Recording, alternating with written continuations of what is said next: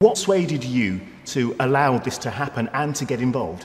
Well, because it happened so quickly, because the story had an appeal, sort of magical appeal if you like, and as Elaine said, it was a kind of fairy story, a dream come true for someone, and it would sort of be an example for other people. It must be incredibly odd seeing yourself being played on stage in this way. Just by me. Maybe I'm the odd one, who knows? I'm sure they're a very talented company of actors. I'm sure they'll do a very good job. But there's something quite weird about it. Do you find there's something quite weird about it? Well, usually when you play a character, you're supposed to be dead. Don't say that. I'm very much alive, alive and kicking.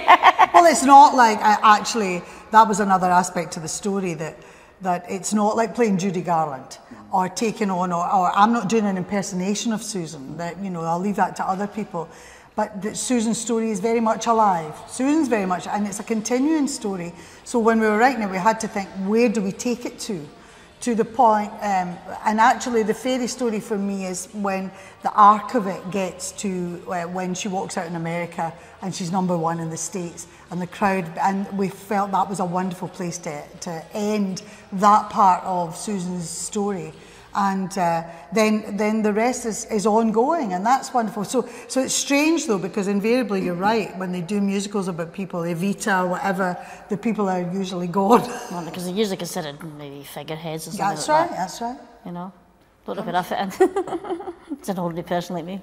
How much more pressure do you feel when the person you're playing is actually watching and involved? I didn't think initially I would feel the pressure, but when Susan came into the rehearsal room the other day, I got really nervous and thought, oh, I hope she likes this, or what if she hates this bit? So, and I've got to actually get rid of that. I've got to just go, and Susan's very good at saying, no, it's poetic, dramatic license, you've got to make it yours. And I wouldn't like to do, or the show to be saying something that Susan hated.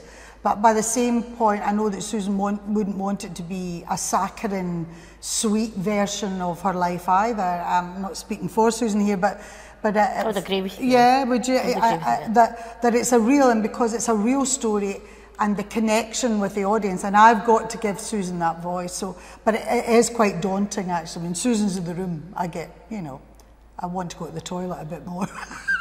Not that bad, am I? No, you're very good. It's me. The pressure, as you say, fine. You put the pressure on yourself. And what's running through your head when you see Elaine playing you? Well, she heckled me the other day.